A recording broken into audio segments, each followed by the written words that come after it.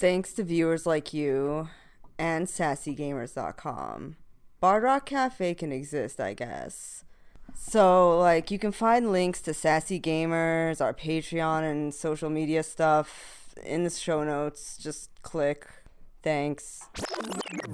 Previously on Bard Rock Cafe, Rook and Eppy went to the Winking Beholder, the brothel where Rook's mother works, and spoke with Rook's mother before heading to bed. Meanwhile, Brock got some new armor and invented the food truck. Plus, he isn't blue anymore. What lies next for our heroes? Find out today on Bard Rock Cafe. Welcome back to Bard Rock Cafe, episode 23. Last time, the party had just returned into town, gone shopping, met Rook's family, and now the party is waking up after a night's rest for the next day. And Brock is no longer blue or tiny. Yes, all persistent wild magic effects except for Minibar have resolved. That's right. So, we're all waking up together? We went to bed in different places. Yes. Roland and Brock were together, and Rook and Eppy were together. Rook and Eppy were sharing a closet, while Brock and Armbar are in the castle district at the Blackstaff's tower. So, what do you do? Well, Brock is going to stop at the cafeteria and find, her name was Lola, and get tea for Eppy and everybody else. When we're in the cafeteria, I want to walk up to the coffee maker and be like, "Hey, boss, what kind of coffee you like? Gotta have your morning cup of coffee." I'm more of a tea person, you know that, Armbar. Oh, but the cream will always rise. And the cream is always best in a cup of coffee. None of that tea crap. Herbalness, ugh. Coffee is rich and bold. Just like Armbar's mother. Do I find Lola, the cafeteria worker that Eppy told me to find for tea? Why won't you entertain me? This is bogus. You asked about my coffee. I have my tea. Whatever, just continue. So, Armbar, as you are going very elaborately into your love of coffee, you smell coffee directly behind you. And as you turn, you don't see the invisible servant standing behind you with a piping hot cup of coffee.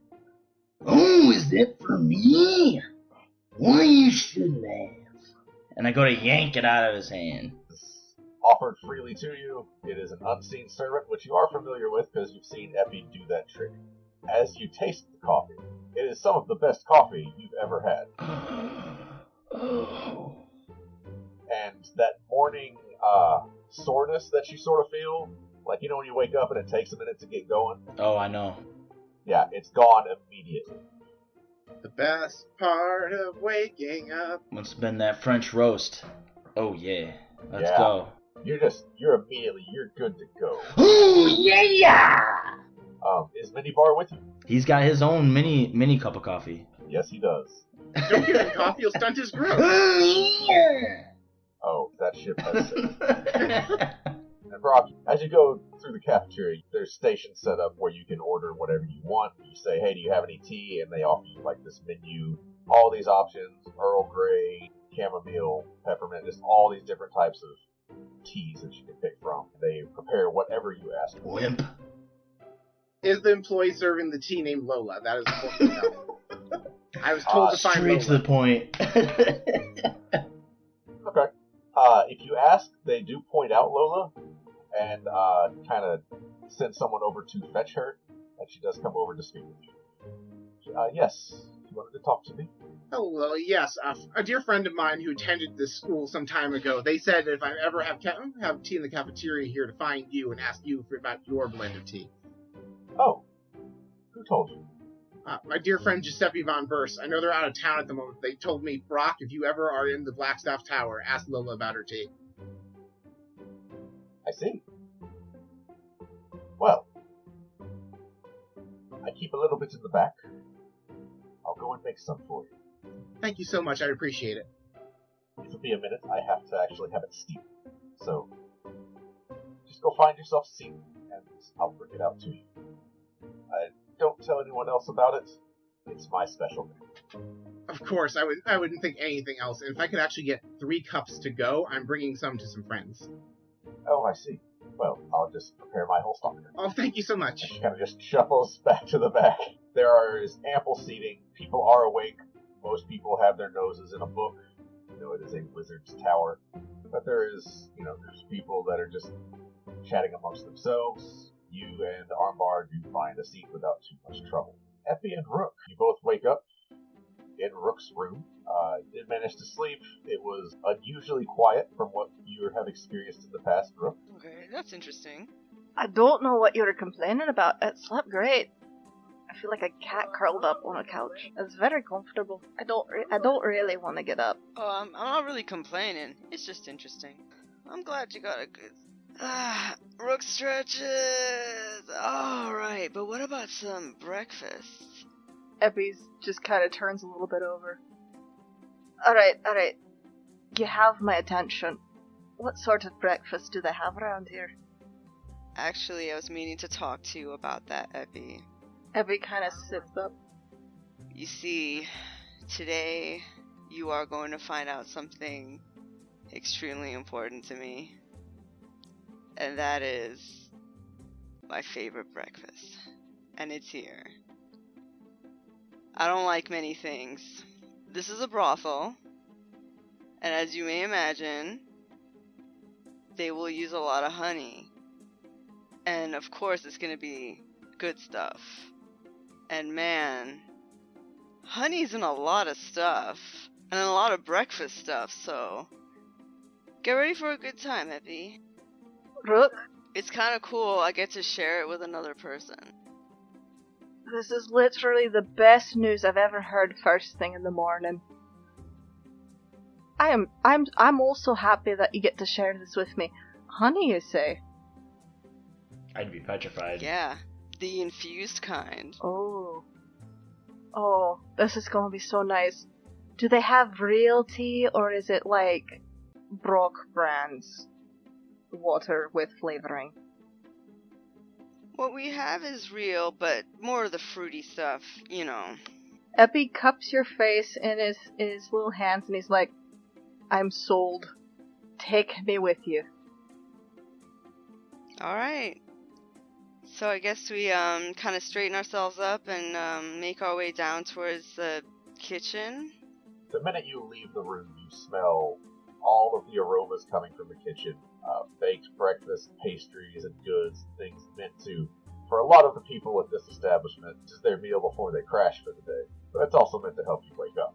Make your way down to the kitchen area. Everything's quiet right now, but there are people making their way in and out, getting some plates, grabbing some food. In a very informal way. Oh my god, this is D&D Waffle House, and I love it. I think you just made a statement you didn't mean to about Waffle House. Have you ever been to a Waffle It's a House compliment. before like 4 in the morning? This is exactly what it's like. A brothel? Maybe a little. The chef's just back there doing the Cupid shuffle in the middle of the night. Oh my god, that's great. Man, I should go to Waffle House more. Insomnia has one Wait. perk, and that one perk has got to be Waffle House at ungodly hours of the Are they morning. doing the Cupid Shuffle at the Waffle House or the brothel? Listen, Well- man. The brothel went without saying. It's the Right. Waffle House we're wondering about. Fair enough. This podcast not brought to you by Waffle House. The Waffle House, if No. you're interested. Yeah, no. We are open to sponsorships. Free Waffle breakfast. House, if you ever feel the need. No, there's just a line, and like the chefs are just passing the plates to the right, to the right, to the right. Yep. Rook knows the deal, so just follows along and kind of nudges Epi along. Waffle House. I know what the episode Oh, title God. needs to be. It's a brothel house. Damn. Mighty nicey. Alright, so the two of you get some breakfast. You do find your mother down there chatting with some of her coworkers about some of the previous night's exploits, laughing about one of their particular stories. You probably could go over there and listen in, but we're not going to go into too much detail because, yeah, not that kind of podcast. It's not. What, like, let me hear a little snatch of it, like a little part of it. You begged this question, my friend. And then his head actually went through the headboard. So we had to call the clerics. It was really awkward because he's from a noble house and his wedding's next week. Anyway. Epi is just going to, somewhat listen to this, and it's just like, the tea is piping hot today. Yeah. Careful not to spill it. Unless you have a reason. What noble house is he from? Do I hear any juicy gossip? How long do you want to sit and listen in? I mean, I may absent-mindedly listen while we're, having our super amazing breakfast. Yeah, Rook is dipping bread and honey, dipping everything in honey right now, and just stuffing her face. So Rook is dipping honey in honey. You could listen in if you wanted. Epi over there is just watching Rook just chowing down, and just looks over like, I feel like I've gotten to know you a little better. This is a good look for you. Rook turns with honey slathered on her mouth and some breadcrumbs stuck to the honey and smiles. So, as you're listening, the noble family is from the Gauntle family. They made their wealth as miners and mercenaries. If you know this, you know that the guilty party is also the middle child.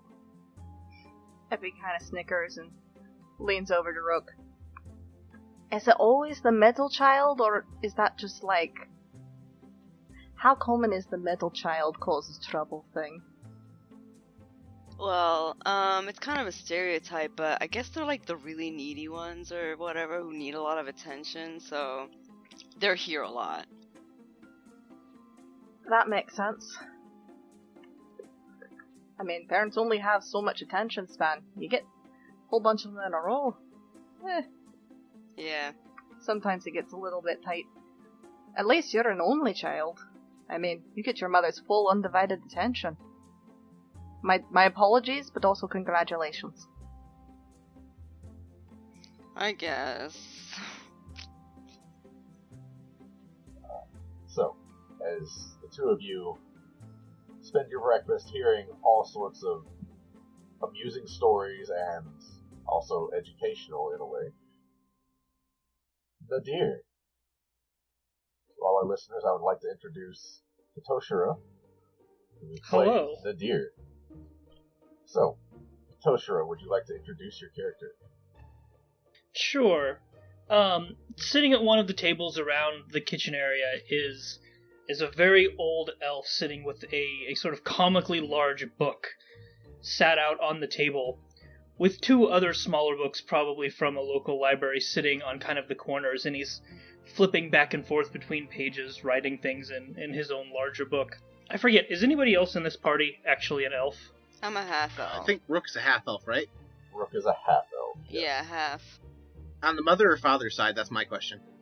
Father. Then Rook might also know that elves get very old, but this man is old. Right, He is, super old. Sagging cheeks, his ears have started to, droop a little bit. He's got wrinkles upon wrinkles. It would not be out of line to say that he's probably closer to a millennia old than not. Okay. And he's poring over these books, not really paying attention to anything. He's got a full cup of tea directly in front of him that no longer has, the steam coming off of it. So it's probably been sitting there for a while, just kind of untouched, as he's engrossed in his work, whatever that may be. So as you're sitting there, you are distracted from your reading, as is everyone in the cafeteria, by a very large half-orc going on and on about coffee, and the benefits of drinking it, and something about his mother. What? What? Who? As he kind of looks over his shoulder in the direction of the commotion. Sure. And what Who you drinks see... coffee in a wizard's tower? What you see is comically out of place. You see a very, very large Roland Armbar, and right next to him is a miniaturized, small-sized version of Roland Armbar. And then you also see Brock Song. You don't know who they are, but while Brock Song kind of fits in, the Armbar's definitely do not. I think Nadir kind of rubs his eyes and blinks a little bit just to make sure he's not seeing double. As weird as it would be to see a miniature double. That's called saying 1.5. It doesn't roll off the tongue quite as well. Realizes that no, that is actually a very large out-of-place man and a very large, tiny out-of-place man. I wonder what they're doing here. Trying to get coffee? At a wizard's tower? That's still so weird. And yeah, it's a distraction enough that he's going to, like, not stare at them, per se, but, like, keep an eye over there. Because if there's some sort of commotion, he wants to get out of the way. Okay. You watch as Lola, one of the cafeteria waitresses, comes out with 3 cups of steaming tea. It's too far away for you, but Brock, she places the cups in front of you. There is a earthy and citrusy taste and smell to these tea. You kind of get the sense that it's going to be very rich and subtle in flavor. Thank you so much, Lola. I appreciate it. And when I do see Giuseppe, I'll pass on your good tidings to them. I appreciate that. Was there anything else I could get you? No, that was it. I promised Giuseppe I would at least once, if I was in the tower, get tea from you. Oh, well, you can pass on that you have. And then tell him not to pass on that information to anyone else. Fair enough. Thank you, Lola. Right. Well, if you need anything else, you know where to find us. And she makes her way back behind the counter to get working on whatever needs doing. You do notice a bit of commotion. People seem to turn and look as a man wearing rather ornate robes with a very full beard makes his way in and sits in front of a very, very old elf, Nadir. You recognize this man as your point of contact with the Blackstaff, who you were referred to come regarding what you came here to find. Everyone has their eyes on this man. Rock, if you want to roll, I would say history. All right. First roll of the night. That is a 16 plus history is 3 plus 3, so 19. Wow. Okay. So, you're not sure who this is, but you know, based on what he is wearing, he is a ranking member of the Mages Guild here in town. So he is someone with some influence. All right. Nadir. The man sits in front of you. Welcome, welcome. We are so pleased you are able to come and visit. I am told you came here regarding the meteor strike from a couple of days ago. Yes. Hello. You must... I'm terribly sorry, I've forgotten your name. As he's kind of closing the books, just clearing space on the table. Yes, Maester Willem. Yes, Maester. Thank you for coming. Thank you for having me, and allowing me to investigate this. Well, hopefully we can learn a great deal from each other. Yes, that would be beneficial. So, I suppose you came here asking for information. What would you like to know before I ask my own question? Well, I've heard that there was a meteor strike, or that something fell, and ever since then, there have been rumors that I haven't been able to fully substantiate that say a lot of out-of-control, yet mostly harmless magic has been happening nearby. And I'd just sort of like to confirm and see if these are connected at all. Well, as another scholar, the Blackstaff is comfortable with sharing information with you. Our investigation has determined that, first of all, it was not a meteor. It was an obelisk. An obelisk? Yes, it landed face down, planted about 3 feet into the ground, in a local tavern in the Docks District. The owner of that tavern is actually staying here, in the meantime. Oh. His name is Brock Song, and yes, it does seem that magic has been out of control, specifically in the proximity of the obelisk. We are still investigating, but we do have some preliminary reports that we are happy to share with you. And he does hand you the scroll that was the report on the obelisk. It does have all the known information about it so far. The man does start to look around. His eyes do fix on you, Brock. You see him point to you. And Nadir, he says, that is him actually right over there, next to the very large man with the coffee. Oh, really? How? Oh. I was going to say how convenient, but... Well, I guess it couldn't hurt. And Nadir actually... Does Brock notice the pointing at him? Brock always notices when there's eyes on him, because he's a superstar.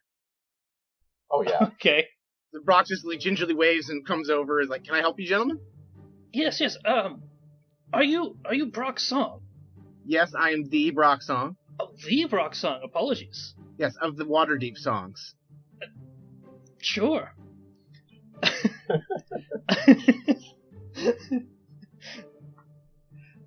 I hear that you've been struck with some misfortune lately. Did something happened to your tavern, to your cafe? Yes, and I look at the guild person, like, and do I see the report that's being passed back and forth? Do I recognize it? You would recognize it as a copy of the same report that Rook stole for you guys.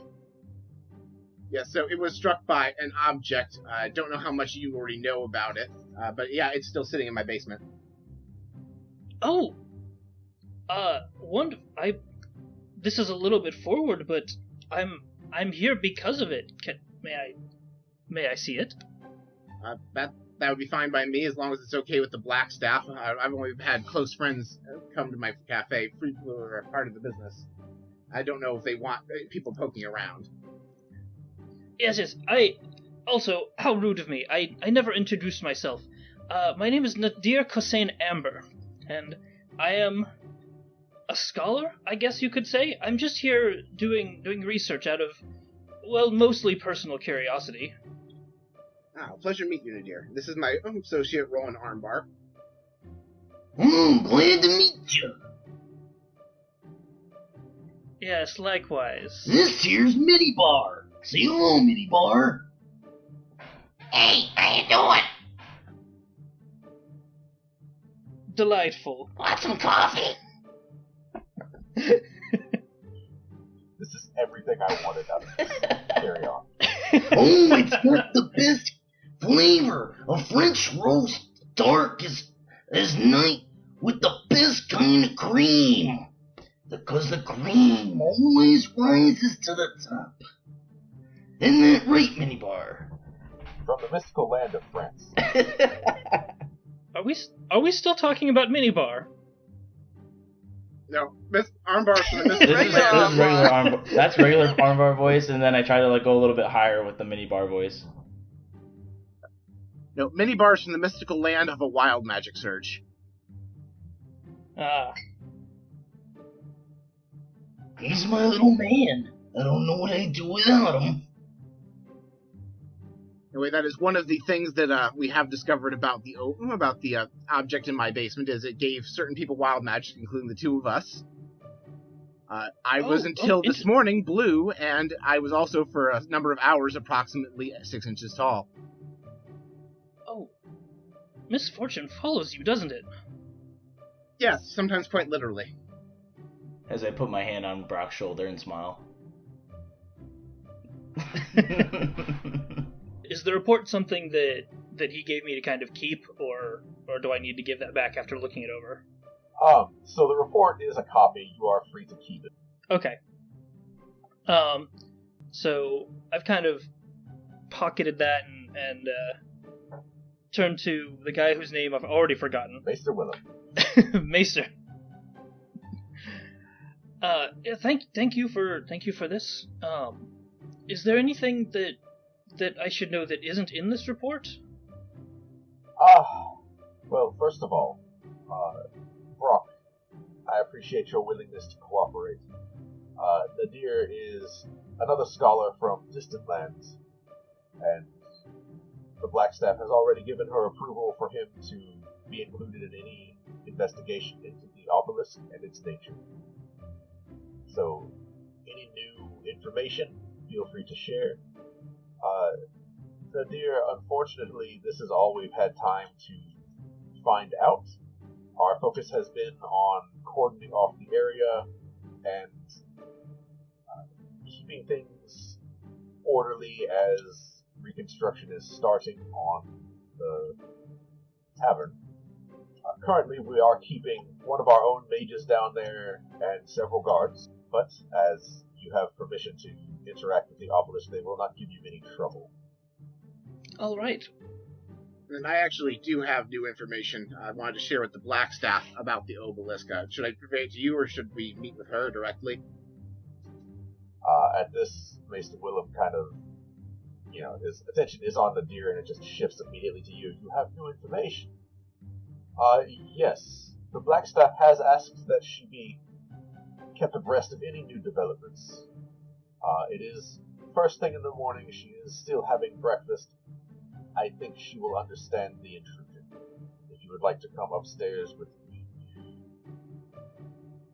Absolutely. Armbar, come with us. Right behind you, boss. Nadir, please come as well. It's easier if I explain this only once. Okay, so Willem leads you guys upstairs. He does speak the command word. You go up one flight of stairs, and you emerge directly outside of the Blackstaff's private quarters. He walks up and knocks on the door. You hear the Blackstaff answer from inside, asking who is it, and he introduces himself, introduces everyone outside, yada yada. You guys are invited inside, and you see the Blackstaff in very casual clothing, eating what looks to be an omelet with some pancakes. He says, "Oh, welcome back. Brock, Armbar, and Nadir, our newest addition to the Blackstaff's tower. Welcome all of you. To what do I owe this?" Well, your Blackstaffness, I thought you might be interested to know that in the last few days I learned something interesting when I was surveying the obelisk in my basement to gauge what I need to do for repairs to sanction off that area so there'd be limited control. I and a group of my friends, we all touched the obelisk together, and it brought us inside of it. I think we were in some sort of mystical library, and we found out that it was a tablet of fate, and it quested us to find its counterpart and fix it. So there is a long, drawn-out pause. Nadir, if you want to roll Arcana or History, your choice. Or Religion, for that matter. All right, let's history. 26. So you would know one tablet records the past and one tablet records the future. And the tablets record the fates of basically everything. Every living soul. So all of creation, past, present, and future are recorded into those tablets. As history is written, it is set in stone. As the future is unveiled, there are thousands and thousands and thousands of possible pathways at any given moment. All of those potentialities are written in the future Tablet of Fate. It is not a good sign that the tablets of fate have appeared. The last time this happened, it was because there was a war between the gods, and they were cast out of the heavens, basically, and stripped of their power as punishment by the head god, Ao. And during this time, the gods walked the earth, and divine casting stopped functioning, much like now. However, now you have not heard of any gods walking the earth.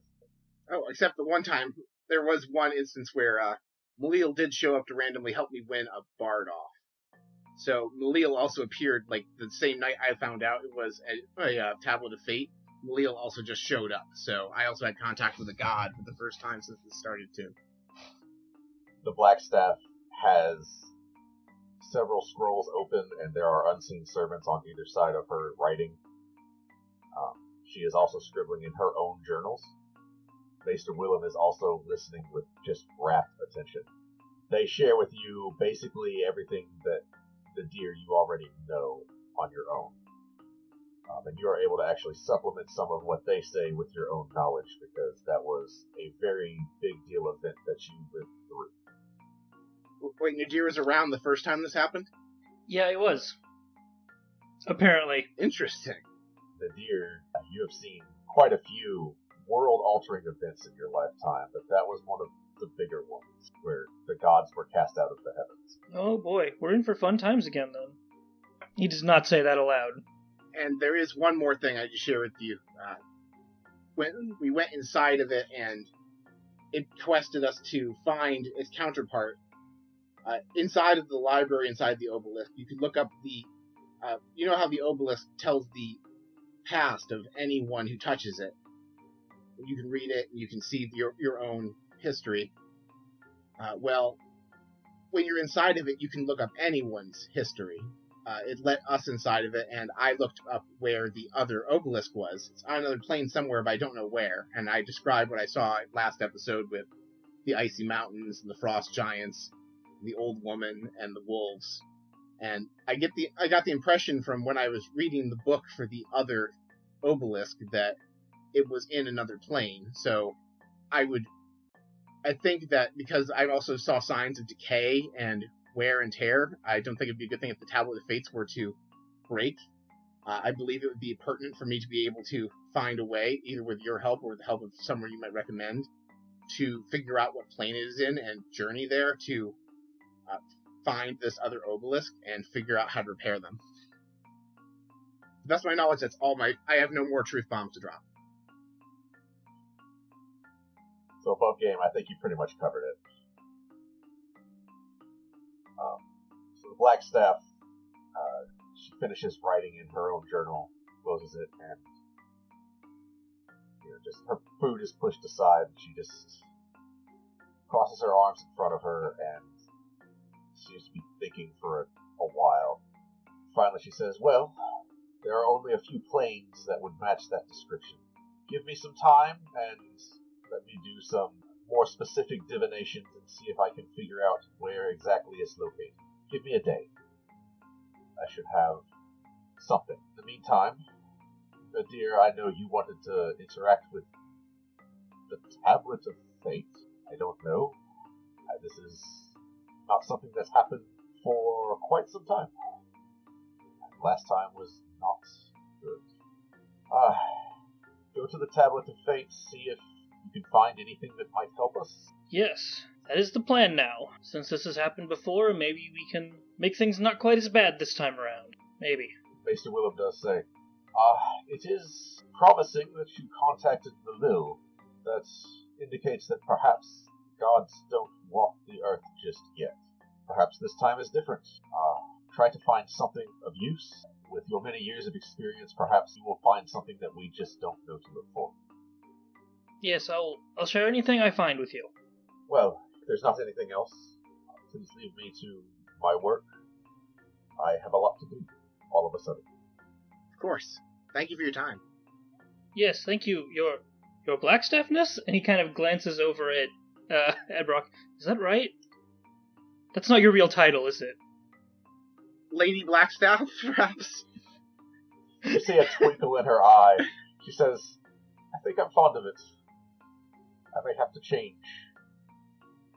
Lady Blackstaff is just not as fun." Whatever you want, your Blackstaffness.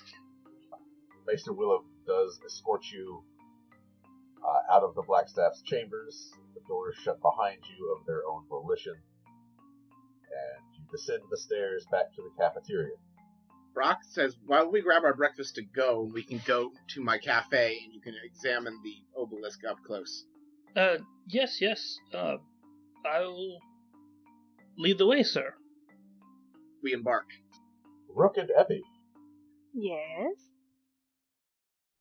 on the verge of a honey and sugar-induced coma, you do finish your breakfast. Look, I have to say, they might need a wheelbarrow to get me out the door. But, oh my god, that was good. You really weren't kidding. That's the way it's supposed to be. But, like, what are we supposed to be doing now?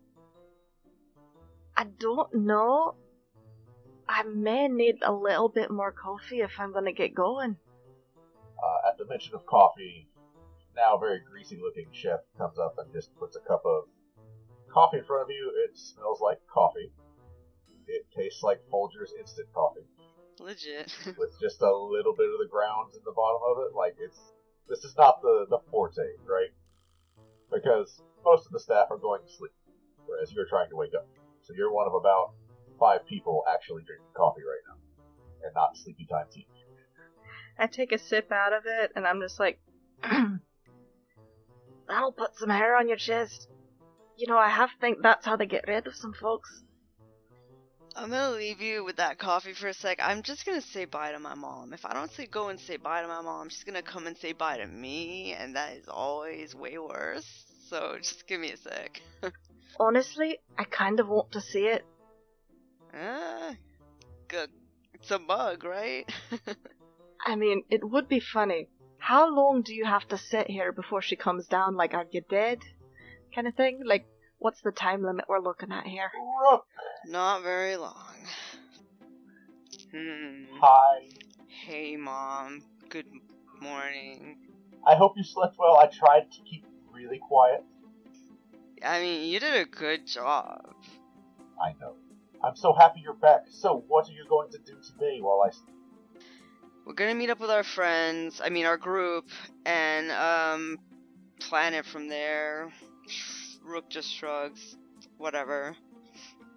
Yes, don't worry. Her friends will take very good care of her. Well, I'm entrusting her to you.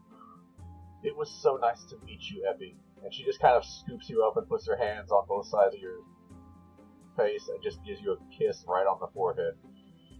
That's so adorable. Epi just sort of, grins, looks up at her. It was a pleasure to meet you too, ma'am. And she just kind of scoops you up in a hug, Rook, and says, be careful and come visit more often. I do miss you. Yeah, I'll come back. Alright, well, don't get into too much trouble, and I'll see you when I see you. Alright, bye, Mom. Goodbye, Rook's mom. And she kind of waves you both off, and you do see just like, there's a hint of just a little bit of sadness in her eyes at seeing you go, but also like, she's happy because Rook has a friend. Epi is grinning ear to ear, looking at Rook, like, leans over and whispers, that was adorable. Yeah, my mom really likes you. Oh darn! I guess I'm now the number one friend. Gonna put that on my resume.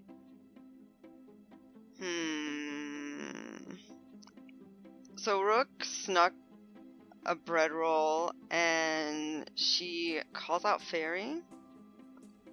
And you do see Fairy kind of take flight from the roof of the brothel. Hi, Fairy. I got you a roll. Do you eat? Fairy lands on your shoulder. Yeah, I like to eat. I don't need to, but I like to. Alright, enjoy a honey roll. So I just kind of break off a piece and I put it in his little tiny... He's not going to eat a whole roll. Right. For a little bit. There's a brief second where Fairy's looking at this giant roll and it's like, no, Fairy. Then you break off a piece and Fairy, like, does that bird thing where it sticks its beak straight up and, like, launches on it so it turns into crumbs. Yeah. Nice. Alrighty. A bit of a crumbly shoulder, but it'll be fine. Alright, Epi, where to? Epi kind of thinks for a minute. So, last I heard they were going shopping. Did they tell us where they were going after that, or is that one of those, like, they're probably back at the tower kind of things? Or were we supposed to meet at the Bard Rock Cafe? I don't really know. I didn't sleep very well last night, but I have to admit, I'm drawing a blank. Rook shrugged. I feel like it's either Bard Rock or the Mage's Tower. I don't think they're going shopping, but well, which one do you think? Epi gets a really pensive look on his face and then says, I don't particularly want to go back to the Mage's Tower, if I'm being perfectly honest. Well, then let's not go. But I kind of think that's where they're gonna be. Do we want to, like, pull a prank on them? I mean, this seems like a very good opportunity. What kind of prank? Sits there and thinks for a second. So, first things that come to mind, and I don't know about you, but I can probably see if I can cast some form of, like, illusionary spell, see if we can't make Brock look like his hair's standing straight up or something. But I don't know, I feel like because you're able to sneak everywhere, there's a whole new realm of possibilities I haven't considered yet for pranking. Well, I do agree. We have to know where they are first, though, right? That is a fair point. So, let's check. Like, what's nearer, Kenny, actually? Well, so you would know that the cafe is kind of on the way to the Black Saps Tower. Well, that is the decision Rook's gonna make. Rook's like, you know what, Epi, let's hope that you're lucky and check the cafe first. Epi gets a big grin on his face. I like the sound of that. They're definitely gonna know if I cast any sort of magical pranks. But if you do it, I don't know. I feel like we have a good little energy going here. We can brainstorm on the way. Alrighty. Okay. Rook, what is your perception bonus? Oh boy. What is my perception bonus? Let me find it. +3. +3. So that is just enough. So I rolled for them and all three of you. Epi and Fairy sense nothing.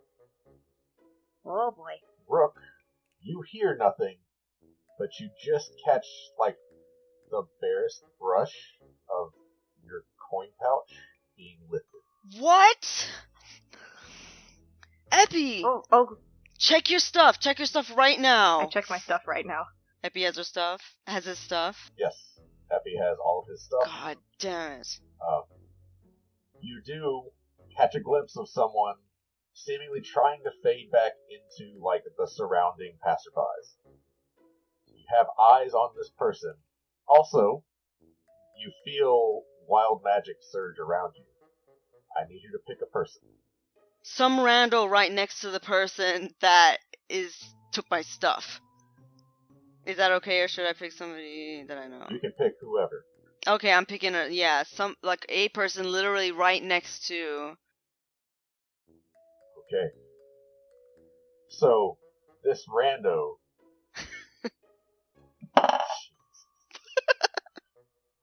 starts to scream at the top of their lungs. Nice! Oh, perfect. They start flailing wildly and just running. And they run right into the pickpocket. Lovely. Excellent. Oh, yeah. They bowl the person over, right? And they are shrieking. Like, we're talking, you're looking at your worst fear. Like, it's one of those shrill, soul-shattering kind of screams, right? Yeah. So, like, they tumble just in a mess with the thief and a couple of other people. And they're just on the ground, and they just are, like, trying to book it, get back on their feet, and run away. So, about that. Can I magic missile their feet? The rando? Oh, no, I thought the little guy who was stealing all our stuff was running away. Never mind. Well, no. The rando, the guy that's stealing your stuff, He's on the ground. tried to stealth back into the crowd. Yeah. Rook noticed him. You have not. Oh, okay. So I'm just... What you do definitely see is the rando screaming and tumbling into a mess with the pickpocket. You don't know that it's pickpocket Rook does. I'm looking at the dude, and then at Rook, and then at the dude, and then at Rook, and then at the dude. Yeah. I'm just patting down my stuff. Rook, what happened? I've been awake for like an hour. I had a great meal. I have no idea what's going on. What? You see the pickpocket getting to his feet as well. Okay, Rook is darting to that guy, darting to grab him. Okay, and you do see in his hand is your coin pouch. I'm going right for him. Okay, so he is definitely distracted. He's not paying attention to you at all in this moment. So what would you like to do? Oh my god, there is a thing I can do. 1 second, let me just take a look. I forgot what it's called. So can I want to dash and like, oh my god, like circle my arms around him and like throw him to the throw him to the ground, like pin him to the ground. Okay, sure. Roll an athletics check at advantage because he does not see you coming. Okay. Athletics. Okay, here we go. I have 15 total. Okay. His roll is a 13 to try and wiggle free. Phew. So, you have him pinned successfully. Epi, you see Rook has tackled this person onto the ground. I see this and I try and catch up as fast as my little cloven feet can get there. The guy's on the ground, like, shouting, "Hey, hey, hey, what do you want? What are you doing? I'm walking here." Rook? What's going on? Rook is like kind of like wrangling him and like sneaking her little hand, getting her hand to his hand to wrench that bag out, get her gold back. Okay. I'll say as part of your grapple, you're able to, like, wrest your coin pouch from him. So you have it in your hand now, and he's still pinned. Okay. I assume I see I see the coin pouch lift from him, right? Yeah, you would see it. You want to know a fancy new spell I learned because I got it copied into my book? I want to cast sleep on him. Sick. Okay. Roll your d8s. Okay. You know what? Rather than getting them all out, I'm going to click the button. Yay! 19. I rolled a 19 total. Okay. That is just enough to beat the pickpocket's 18 hit points. Pickpocket goes right to sleep, out like a light. In the middle of a Right. crowded street. Yeah. This is so great. So I like kind of feel him like go limp. It's kind of weird, but Epi just goes, shh. What is happening? I hold out my coin pouch and I'm like, I'm gonna find out who this guy is. Some kind of coward that steals things in the broad daylight. From another And thief, I- no less. Epi just kinda looks at you when you say that. Like, you can tell the thought crosses his mind to say what he's thinking, and then he thinks, you know what? That's gonna be an inside thought, and you watch the thought go off his face. So, as a quick point of order, now that this has all happened, the rando that is screaming, still screaming and running, but is like changing directions and running serpentine and like still bowling into people, and then runs smack into a solid brick wall, Oh shit. falls over, and you see like blood coming from their eyes and their nose and their mouth, and they are dead. Epi kinda just goes, Oh shit. 1 second. Oh god, everybody can see this.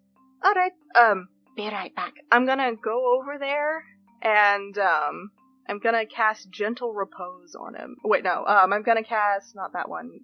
Yeah, that is the one I have to do for dead people. I'm gonna cast Gentle Repose for now. The body is preserved against decay and necromantic magic for the time being. People see you cast the spell. Nobody really knows. You're not in like the magic area of town, right? So nobody knows what you did, just that you cast a spell. But eyes are definitely on you and the person that was screaming. And there are some guards coming up because, again, this was a scene that was made. Fair enough. I'm gonna kinda look to Rook, look at the guards, and I'm gonna be like, Guards! I need 2 of you to help me bring him indoors for a brief period. He needs healing. The rest of you, that man's a pickpocket who took my friend's gold. So there's 2 guards. So one of them, they split off, right? So one is with you and one is coming over to you, Rook. Is that the case? Yeah. Got it back though. We're kinda like, she's standing up now. She kinda like pointing at the guy with her toe. You see, it's kind of like young teenager, kind of like a street rat kind of guy. He was pretty stealthy. You just about didn't sense it, but you've been doing this a little bit longer than him. My guard says, alright, well, we'll take him into custody, and seems like he's been dealt with pretty handily. Do you want to make a statement now, or do you want to come by the station later? I'll come by later. We can only hold him for about a day without having to release him without any charges. So please make sure to stop by. The guard does shackle him up, and as he's being shackled, he does kind of come to. He's like, what? Hey, what's going on? Hey, let me go. What are you doing? He just starts to, like, try to wrestle away from the guard, but he's shackled, so he's not going anywhere. What's going on is that you tried to steal from me, you little snake, and I gotcha. And his eyes kind of lock with yours, and he recognizes, like, he just woke up from a magical sleep, so he's pretty out of it, right? So, like, he's coming to, and his mind seems to click into place what just happened. And he realizes, oh, this is the person I just pickpocketed. And so he kind of goes still, and he's staring at you, and he's, like, taking note of your face. And he's not fighting the guard anymore. And the guard just kind of hauls him away. Epi, you just asked the guard to help you bring a dead body inside. His response is, how did this happen? How did this one die? Why is there blood coming from their eyes and their nose and their mouth, just every orifice on their face? What happened? I point to the blood spot on the wall. Ah. Look, I'm a cleric of the Raven Queen. If we can just get him away from the crowds, I can heal him, but we definitely probably shouldn't do that in front of an audience. Heal him. He's dead. There's no healing him. Cleric of the Raven Queen. Again, that's a thing I can do. Listen, every church here in the city, the clerics can't do anything. You're telling me you can. Again, cleric of the Raven Queen. Goddess of the point between life and death. The power is still on. I don't know why, don't know how, but the power is still on. So can we get this guy inside, because I don't really want the rest of them to find that out, because I can't do it very much. Roll a persuasion check. Okay, this is gonna go well. Okay, so that's an 11 plus 5 for a 16. So, without saying anything else, he does kind of reach down and just fireman carries this person. He takes a look around. There's not anywhere really private that he can get to. So he just motions you down like an alleyway that's just a little bit out of the way. He says, alright, this is the best I can do. That's fine with me. Just, take a step back, let me, do my thing. I'll be right back. And I sit down, I pull one of the diamonds out of my sleeve, and, the same thing, I open the book, the ink sizzles a bit as the smoke comes out and the diamond shatters, and, he just casts Revivify for the day. And it goes off without a hitch. Rook, you're able to freely follow and watch if you'd like to. You don't really get any onlookers, but the guard definitely recognizes that divine magic just worked for you. A cleric of the Raven. I kind of nod at him and I hold my finger up to my lips. Look, I don't know why. He grabs you by the shoulders like, look, you are the first person who's had any luck at bringing people back from the dead. I have friends that I've lost in the past couple of days. Can you bring them back? Can you give me other clerics who can? Do you know how much the city needs this? I have been told. I am one guy, unfortunately.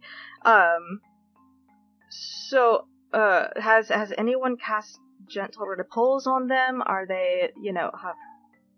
Yes, I don't know. I don't know.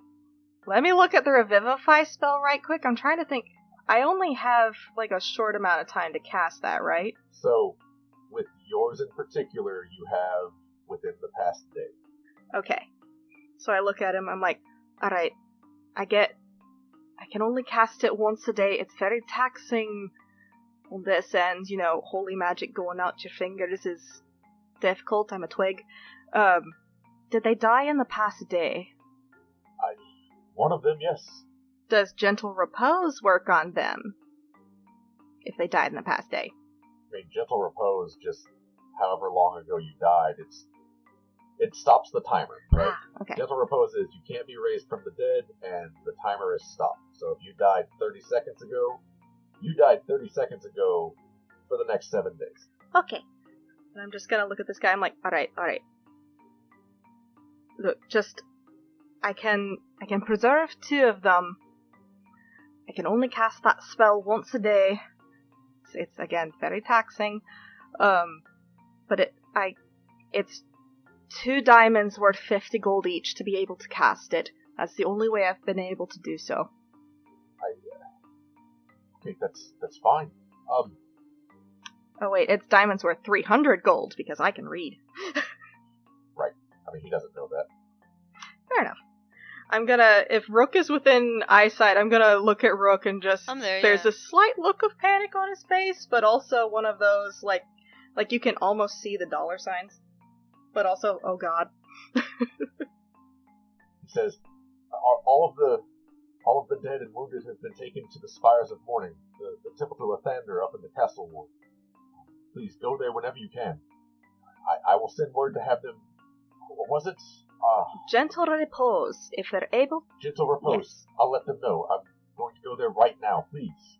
I will let them know to reach out to the clerics of the Raven Queen. Yes. This is great news. I am happy to help. I actually don't know if there are any other clerics of the Raven Queen in town, but I will send word to my, He's everyone. like he's hearing you, but he's also like kind of like shuffling off very quickly. I'm just gonna be like, yep, oh boy. Rook.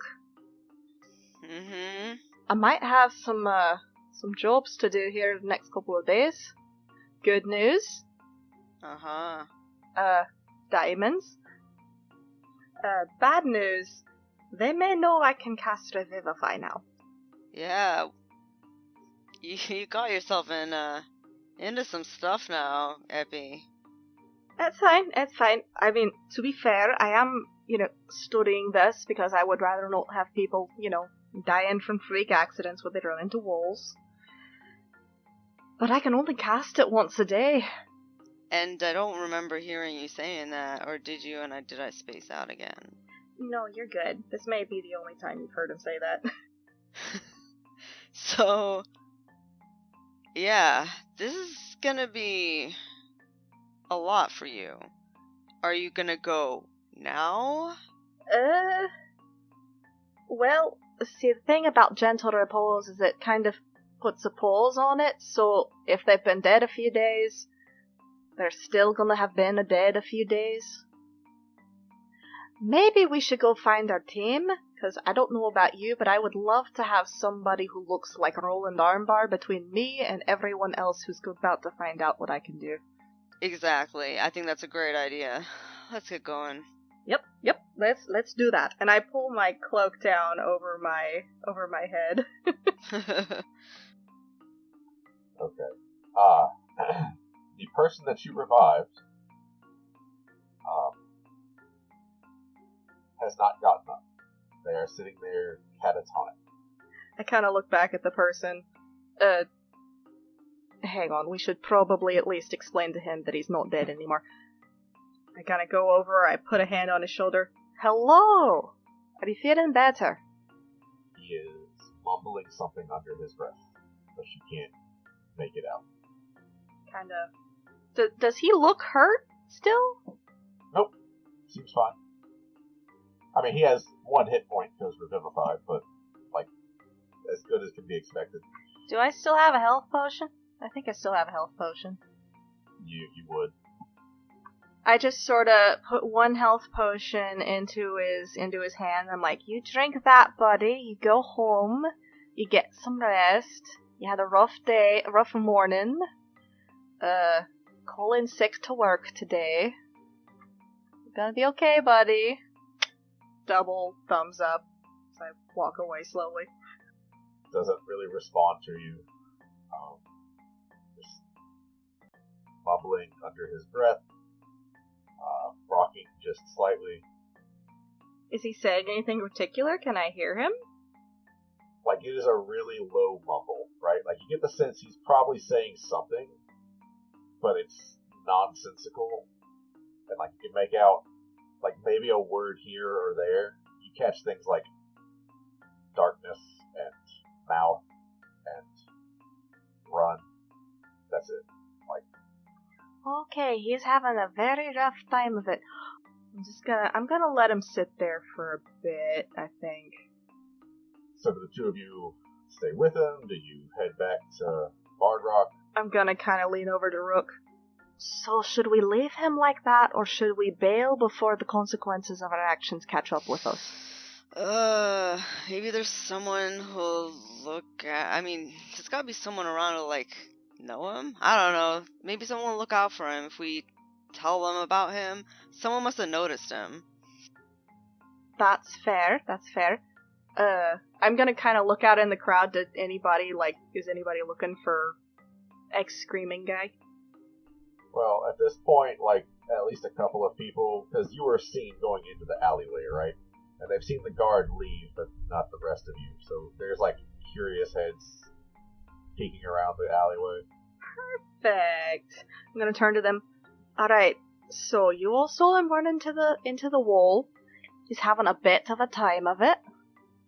If you could watch out for him, make sure he drinks that, that'd be great. We've got somewhere to go. At least one kind of older woman makes her way in. I'll look after him.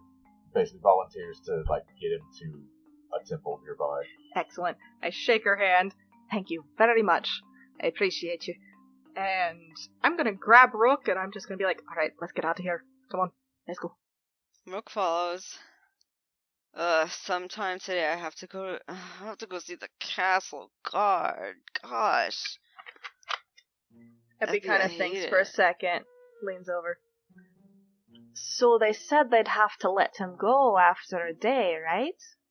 Yeah. I mean, he was very good at pickpocketing. I didn't even notice him. Do you think we should introduce him to Felix, maybe?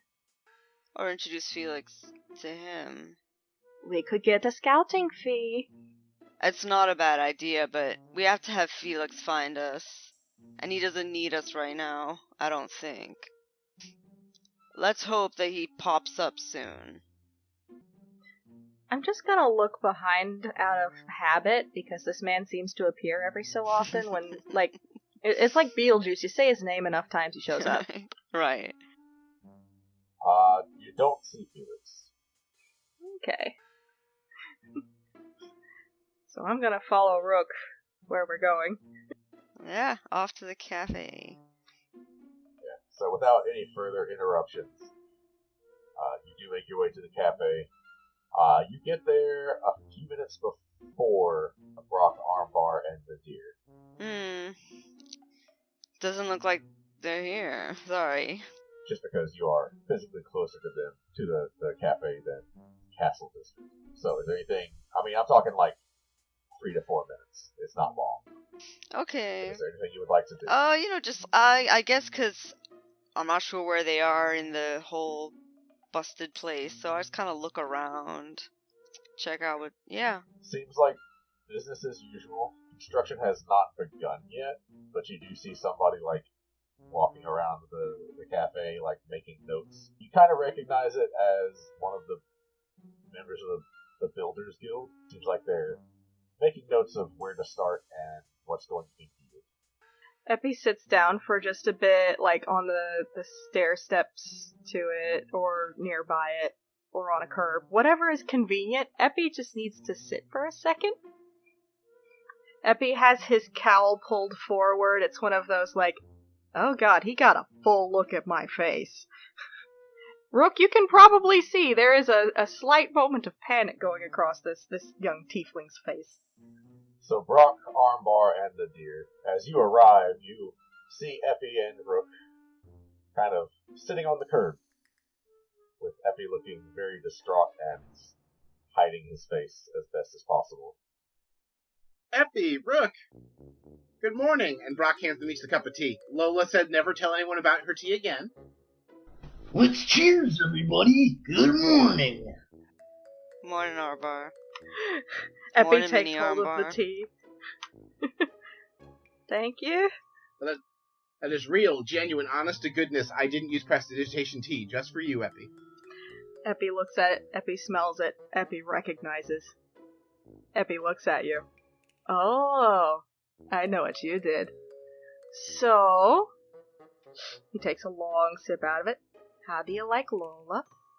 She seemed very nice. She was very aggravated that you told me about her tea. He just kind of smiles.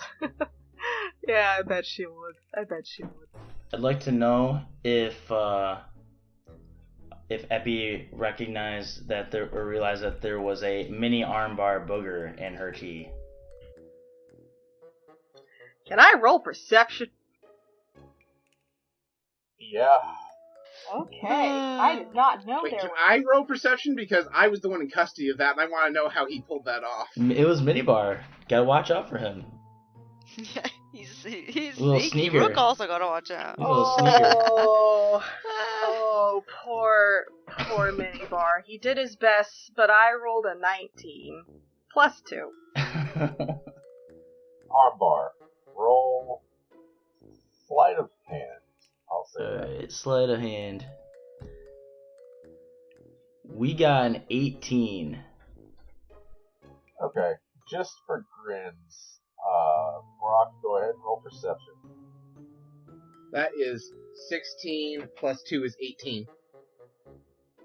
So technically, if you meet it, it's tricky. In this case, we're going to roll with it because it's funnier that way.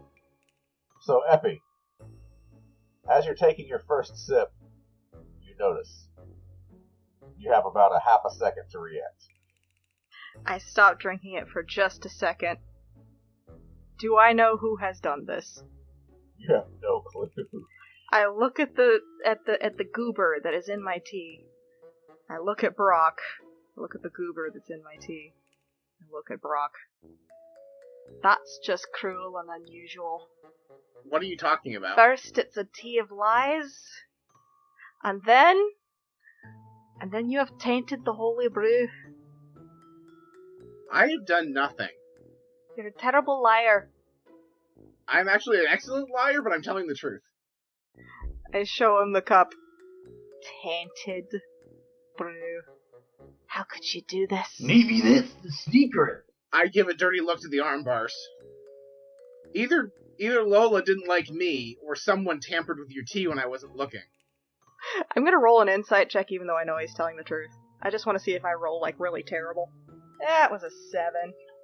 Plus 4, so he probably... So, Epi, you know that Brock is one of the best liars that you know. And saying that he's not lying is exactly what a liar would say. Cover up the fact that they're lying. Oh my god. I can't even roll persuasion on this, can I? Epi just narrows his Go ahead, eyes. Go ahead. Roll persuasion. I got a nat 1, but I have a feature that I've been forgetting about. That Psychology Eloquence says that if I roll a 9 or less, it's automatically a 10 on persuasion. So I don't know how that works. So it's a 10. So it's 10 plus persuasion is a 6, so 16. Okay, so you rolled a 16, but it was a nat 1. That is a 16. So... Do I still roll wild magic? Okay. Oh, yeah. Yeah, I was like, I don't know how this works. I mean, it's still It's a 12. 1. It's just... Yep. Yeah. 44 and 89. Oh, man. Oh, Which one would you like? The funnier one. We're off to a great start, guys. Hang on 1 second. I have to get a picture for you. Oh no. So we're summoning a dragon, or is Oh, this devil's sight? no. It's a Now, click the link. lemur. We're Okay, summoning okay. a Grimer. Literally Basically, yes. Grimer. Oh, really? Did the booger evolve into this?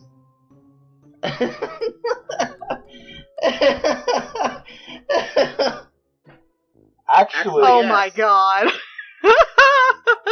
so Epi, Epi's tea explodes into that thing. yes, it mutates into this awful-looking creature. Brock, you feel wild magic surge around you as Epi's booger tea turns into a portal into the Nine Hells that quickly morphs into this thing. And you feel a very fundamental connection to it, as though you own it, and it will follow your every command. Well, It is equal parts yours and Roll's. alright. Well, I need to name this thing now. Like it is just awful sounding. And Can I understand it? do you speak Infernal? I do. Well, okay, actually, it's not speaking. It understands Infernal, but it cannot speak it. Well, then it would probably understand that Epi just about said an impressive string of just foul language when his tea turns into this. It was an Infernal, but it would require bleeps if it was in English. Sure. So, I mean, it understands you. It is currently waiting on orders from Brock. I command it to go hang out by the obelisk. So this terrifyingly amorphous humanoid, My pet monster. yeah, is like... So that's a move speed of 15 feet, right? That's because it doesn't really have legs. It just sort of like... I have a grimer. Yeah, so it just sort of like slops its way that direction. There's like a little nasty trail that's left behind it. And like people are looking and gasping and like stepping back, like what the hell? Oh, Ren? Nope, there's no panic right now because it's not doing anything aggressive, but like you've got people's attention. I feel like it's been a couple of days now. I feel like the street corner's used to weird stuff happening by now because it's in proximity to the obelisk. To a point. This is new. Oh, by the way, random question. Does that random Doomsday guy from yesterday, is he here too? I'm gonna say no. Darn. Him seeing that would have been great. Right? Apparently he's a late riser. So yeah, nobody stops this creature from going into the basement to basically hang out around the obelisk. I've named it Muck. Okay. Epi looks at Muck, looks at Brock, looks at Muck, looks at Brock. Oh yeah, you definitely didn't put that in there. Epi, I'm a bard, I'm not a sorcerer. Well, okay, technically I have one level in sorcerer. But I'm not capable of conjuring something like that. You know that I'm not. That was clearly wild magic. Epi kind of squints at him, squints a little harder. I'm watching you. So, Nadir, this is your first experience with wild magic. You definitely know what that creature is, right? So you know it is a lemur, you know it is... A lemur? Lemur, however you pronounce it. Well, I think it's lemur. Well, yeah. A lemur is one thing. A lemur is a tiny little cat thing. Listen, man. I see it, I read it, it's the best I got. In fairness, I also read lemur, so... I did too. We should just call it It's lemur. kind of amorphous. Maybe it could look like a lemur. No, it looks just awful. It's a booger monster. That's fair. Kenny made a choice. Yep.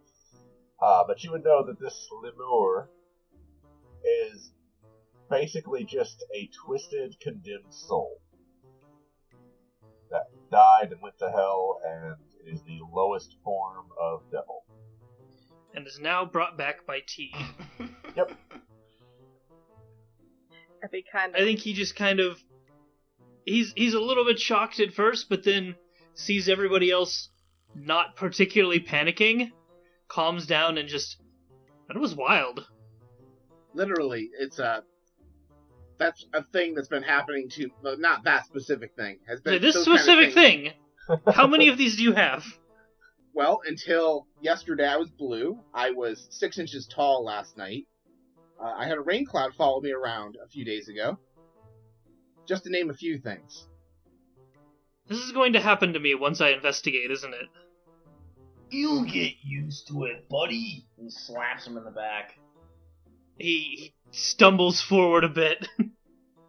It's hard to say. The obelisk seems to give people wild magic at random. It quested me to go fix it. That's why I think I have it. Because it was trying to help me fix it. Very strange sort of help. I don't think it has, it also gave us this, and I double tap my chest.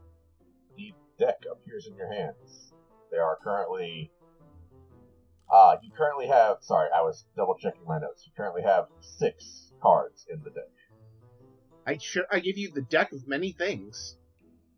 Oh boy, do I draw a card? Do you want to draw a card? Do it. No, out of character, yeah. Brock holds the deck out, like, at your own risk. Go ahead, if you want. What do you do, chicken? Are you punch? sure? I mean, what's the worst that can happen?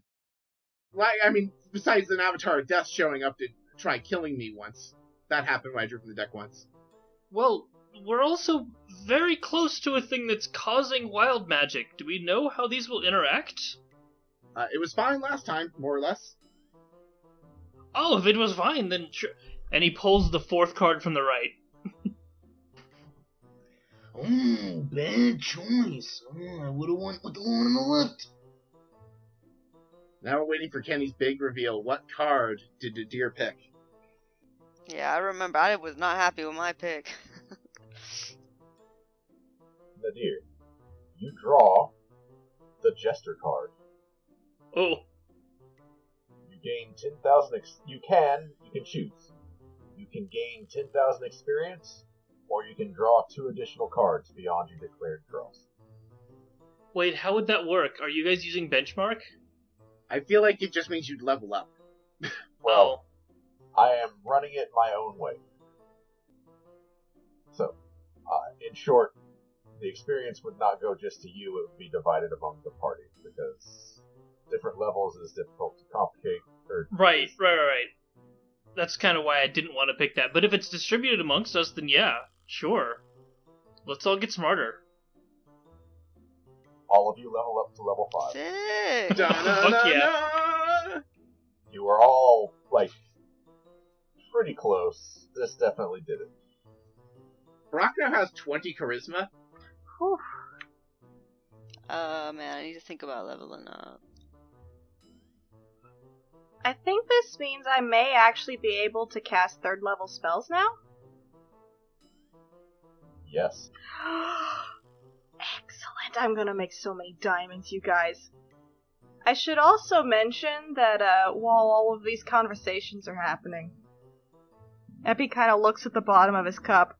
Looks at the old guy who's here now. Looks at the bottom of his cup. Look at the old guy. Oh, introductions. I'm so sorry. Epimetheus, Rook, this is Nadir. He's here at the request of the Blacksmith to help study the Tablet of Fate. Yes, hello. Hello. Pleasure to meet you. Rook, looks in awe at Nadir. She understands the age thing in terms of, wow, he must be old, but she's never seen an elf as old as this in Waterdeep. Actually, you have just never seen an elf that looks old. It is exceedingly rare for an old elf to be out and about. That sounds totally like what I was thinking. That's legit. So I'm just like, huh? Hi. I mean, hello. Rook. Nadir. And he, like, kind of reaches a hand out to shake. Not sure if you're the kind of person that does that.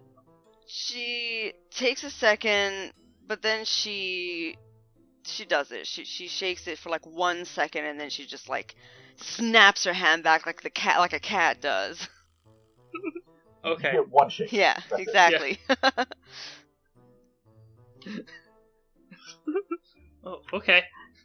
So, if you don't mind my asking, you seem to be,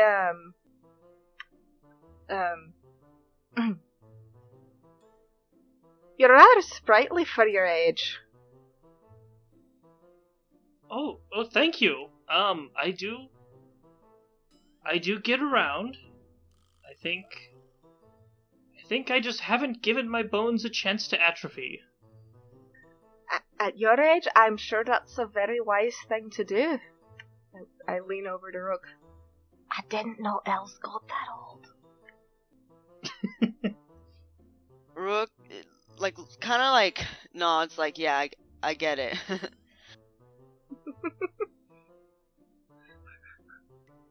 So? Let's change the subject. Sounds legit, yeah. There's a reason why Rook didn't continue talking. I love just the long, drawn-out pause. You just know they were just staring. And Brock's just sitting there shaking his head like, it's rude to talk about someone's age, don't you know that? Right. Anyway, I didn't Nadir, say how about anything. taking a look at that Tablet of Fate now? Oh yes, please lead on. Let's follow the trail of my new pet slime monster. Yeah. So you follow the muck trail as you make your way into the basement of the Bard Rock Cafe. And that is where we're going to draw this episode to a close. Okay, you listen to Bard Rock Cafe. Get on to sassygamers.com and listen to more episodes. And become a patron. I'll read your cards. Do it. Patreon.com/bardrockcafe. Till next time.